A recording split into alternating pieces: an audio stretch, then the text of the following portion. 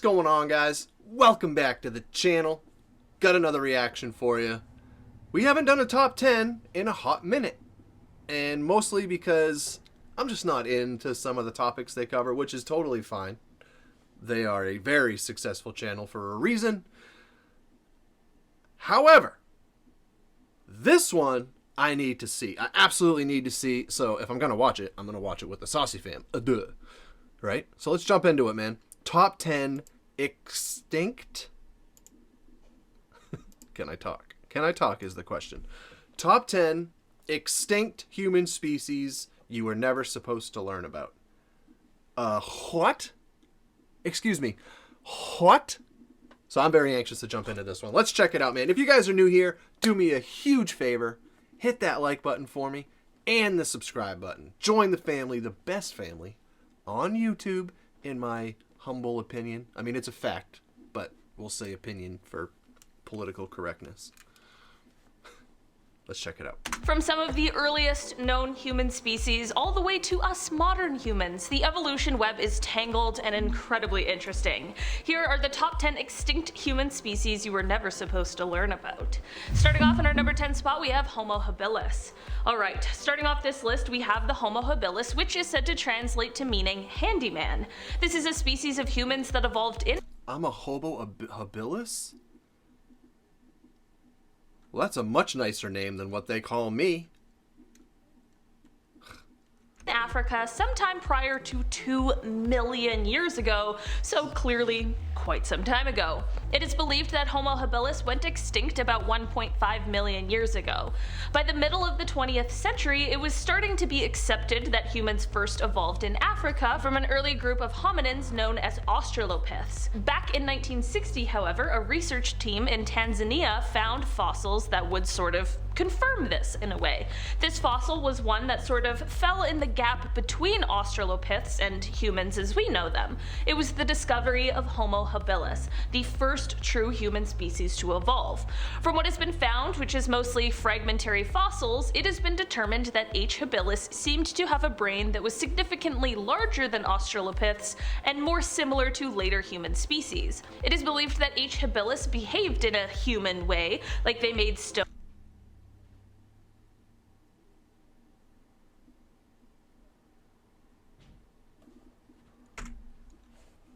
That is so freaky, dude. I don't know why it's freaky. Like, they're extinct. It shouldn't be freaky. It should be fascinating. Which it is also fascinating. But it's just still freaky. Species. It is believed that H. habilis behaved in a human way, like they made stone tools, which at the time was thought to be different than their previous ancestors. This is exactly part of the reason they were named. Are we sure these are extinct? Like, that looks just like... I'm pretty sure that's my dad right there. Like, he was out working in the yard, he was really hot out, so he took his shirt off. Pretty sure that's my dad. Handyman, but at this point in time we now know that Australopiths also made tools, but the name of H. habilis still stands, and they're very important in the course of our evolution. In our number 9 spot today, we have Homo antecessor. The discovery of this species starts out at a huge archaeological site in Spain called the Gran Dolina Cave. This cave has a rich history, but as relates to this list, at this site, there has been found the remains of a hominin group called Homo antecessor. This discovery came in 1997, and this species is often described as having a mix of modern and quote primitive traits. It was thought that there were similarities with this species between both other species like Neanderthals, but also with Homo sapiens. This was able to be confirmed through DNA sequencing, or really a study of ancient proteins that were extracted from dental enamel of one of the fossils. They were also able to prove that this species was a closely related or sister lineage to modern humans, Neanderthals, and Denisovans, which shows that they all must have shared some common ancestor. In our number 8 spot today, we have Homo naledi. Also called the Star Man, this species certainly was an interesting one as they had quite an unusual mix of features. It is said that parts of their skeletons would be indistinguishable from modern humans, but there were other parts that seemed almost, quote, ape-like. This species also had a brain that was only slightly larger than a chimpanzee, but they were still capable of sophisticated and more modern human-like behavior. No one is exactly sure when. Whoa. these guys existed or when exactly they went extinct, and it isn't quite clear where they sit in the evolutionary tree, but some experts believed that they may have lived at the same time as H. habilis we already talked about. They believed that they probably went extinct more than 1 million years ago after being outcompeted by later species like H. erectus. There are others who don't agree with this, however, and who believed that this species lived much more recently, but then that begs the question as to how humans who looked so primitive could have survived until so recently.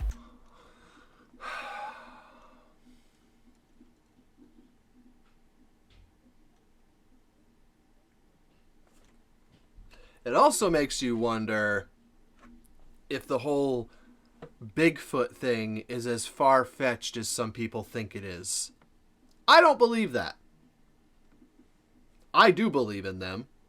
Sorry if you don't agree with me. That's okay. We don't have to agree on things. That's fine. But I just I don't know, man. I don't know. It's so wild. In our number 7 spot today, we have Homo erectus. As I just mentioned in the last point, we have Homo erectus, or the upright man. It is thought that this human species also evolved in Africa, this time somewhere around 2 million years ago, and they went on to quickly expand and spread throughout Eurasia. At this point in time, it is debated exactly when this species went extinct, but it is believed to be around 143,000 years ago. While this species isn't the most well known, they are extremely important to our evolution. They looked like and behaved in similar ways to us, and they were the earliest known human species to have migrated long distances. What's with this, Oh, I see. So it's a fractured skull, and they, 3D printed the rest or something? Or made it out of clay? Is that what's going on with the coloration? I was wondering with the last one that was discolored. It must have been broken and they fixed it with a different material? I don't know. Which is not only an exceptional feat, but also really important to our world today. It is believed that this might be the earliest known species who was able to learn how to control fire, and also quite possibly the first to cook their foods. This opened the way for a better diet. That'll increase lifespans. With improved nutrition, which then paved the way for the evolution of a larger and more demanding brain. In our number 6 spot today, we have Homo neanderthalensis. We are talking about the most well-known extinct human species now, the Neanderthals. How well known they are might be contributed to the fact that they were the first ancient human species to be discovered by scientists around 200 years ago.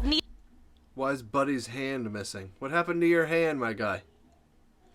Neanderthals were thought to have first appeared in Eurasia about 200,000 years ago, and they lived until somewhere around 40,000 years ago. It is often said that Neanderthals are like a cousin of us Homo sapiens, and that we share some sort of similar parent species with them. Despite these similarities, it isn't exactly clear when the split from the line happened between Neanderthals and Homo sapiens, but some believe it may have been over 1 million years ago. Neanderthals are known for their sophisticated tools made from stone and bones, and it is thought that they might have taken advantage of fires that were caused by lightning, which showed that they were, of course, also able to control fire.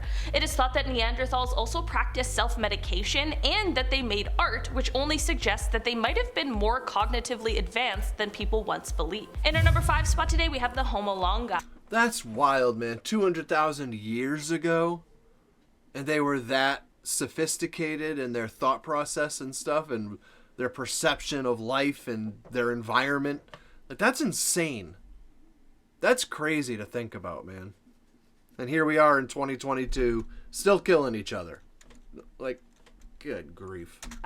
This species is one of the most recently proposed hominin species, and they are thought to have originated in China. The skull that led to the discovery of this species was first found in the 1930s, but it wasn't until recently that it was made available for scientific study and analysis.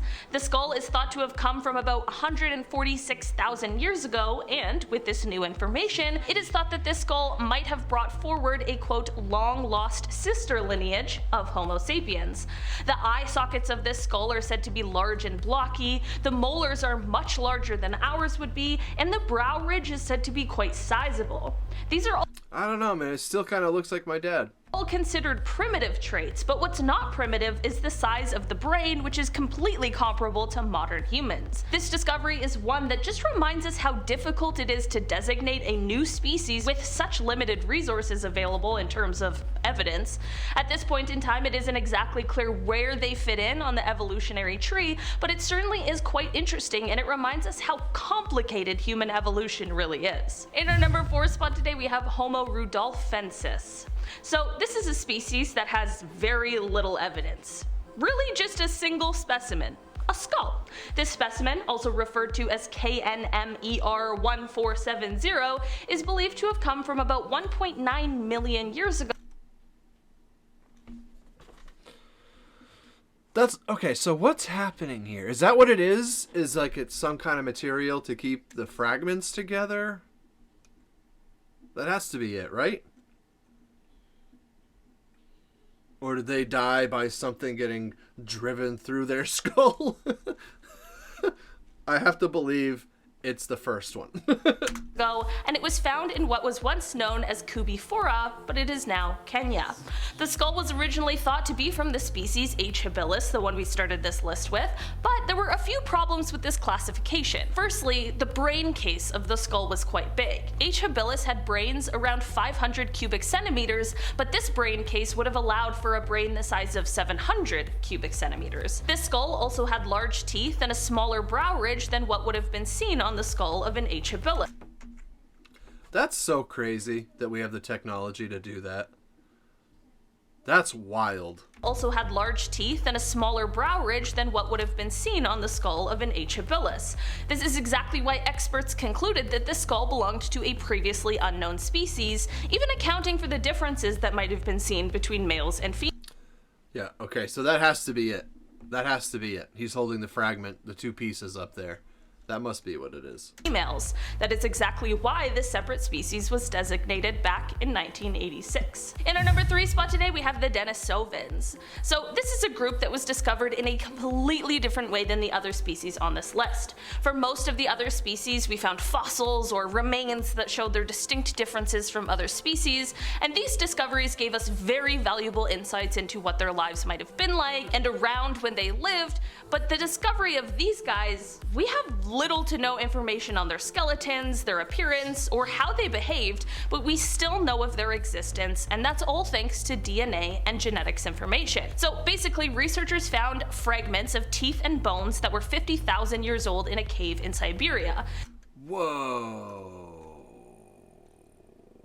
Based on their age and the location they were found, everyone just assumed that the DNA extracted from them would match Neanderthals, but that did not happen. Instead, when they were tested in 2010, it was discovered that these bones belonged to a human species that is estimated to have last shared an ancestor with Neanderthals about 765,000 years ago. Right now, this species hasn't been given a scientific name, and this reluctance is due to the fact that so little is known about them. Through more research, though, which is of course currently ongoing, it is thought that they might be formally recognized as a species or subspecies Homo denisova. In our number 2 spot today, we have Homoflorenciensis.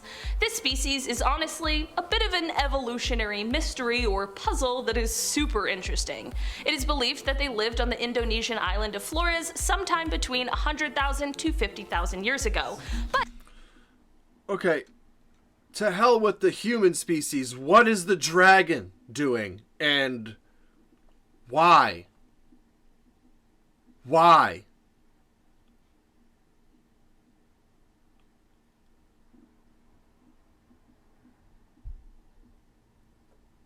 That looks like the Hulk and Mike Tyson had a baby. Like, what? But it is also believed that ancestors of this species might have been present on the island at least 700,000 years ago. The puzzling part comes in when we talk about their appearance because it's just so different from ours. They wouldn't have stood over 3 feet tall. They had What? short bodies, super long feet, and a very small brain. This wouldn't have been all that strange when it came to the earliest human species like H. habilis, when that species was wandering around Africa over 2 million years ago, but we are talking about a species that lives thousands of kilometers away and that was only alive 50,000 years ago. They're also thought to have behaved in a similar way to other early humans, like with the ability to control fire, cook food, that sort of thing. That is exactly why experts aren't quite sure how H. floresiensis fits into the evolutionary tree, but it is possible that they might have found themselves stranded on this island, and that is the cause for their hugely different evolutionary path. In our number 1 spot today, we have Homo luzonensis. Another island-dwelling population, this species was discovered on the island of Luzon in the Philippines, and it is thought that they lived there around 50,000 to 60,000 years ago. This species That's really not that long ago in the grand scheme of things. was discovered through just 13 bones from teeth, fingers, toes, and a femur that were found on the island. These remains belonged to 3 different individuals, but they gave us an incredibly valuable insight into this previously unknown species. In 2019, it was determined that these bones were different enough from the other known past human species that they were then classified into their own new species category. It is crazy to think that it's still so recently that we are discovering brand new species that are so important to the history of humans and how we got here today. It is said that the toe and finger bones of this species are quite interesting, as they are slightly curved, which is a feature that is shared by living species of tree-dwelling primates. It is thought that this may suggest that for H. luzonensis, living in trees might have still been a part of their lifestyle. Alright guys, that has been our list for today. Thanks so much for checking it out. I've been your host today, Olivia Kozlowski, and I'll see you next time. Bye! Bye. Wow. Yeah, no, I'm done with the crossbreeding ones. You guys can keep those to yourselves, thanks though. I've watched all the crossbreeding videos that I care to watch for the rest of my life. Those are so demented. Not my type of entertainment. Anywho, oh boy, that is very fascinating. Very fascinating. Especially those last 2 being 50 to 60,000 years ago. Like, it makes me, I don't know if anybody else can relate to this or if you've seen any of these things, but there's like these different documentaries and videos. I couldn't tell you what the name of them are. I couldn't tell you where to go find it. All I know is I've seen these shows throughout the years that depict creatures like those, or species like those, not necessarily creatures, species like those. The 3-foot, very primal behavior, like 3 foot tall. I don't know. I've seen stuff like that caught on camera, I think, unless it was something else. I don't know. It's just to hear them talk about it and then say that they lived that recently. I mean, obviously they would have evolved in a lot of ways and changed and whatever else from then to now. But is it that far-fetched to think that some of these things could have lived without us knowing about them? Like, we don't have all of the world, developed and exposed. There's still all kinds of places to hide. All kinds of places to hide. I don't know. I find it very fascinating. Very fascinating. Anyways, guys, I hope you enjoyed that. If you did, let me know. Please smash that like button for me. It makes such a big difference for the channel. Thank you in advance. I cannot tell you how much I appreciate it. And if you like what you see, hit the subscribe button too while you're down there, man. Join the best family on YouTube. That's all I found. And yeah, I'm about to take off. Go watch my youngest daughter sing her concert. She's got a bunch of songs. She's super excited. It's her first concert ever. And it's actually her birthday a week from Saturday. So she's just a giddy little thing these days. It's pretty cool to see. So yeah, I'm off to do that, and you guys do what you do. I'll see you guys in the next video, man. Again, I'm going live tomorrow night. To anybody that cares, make sure your notifications are on so you know when I hit that button, and I'll see you there. Take care of yourselves and each other. Stay safe out there. Peace out, Homo sapiens.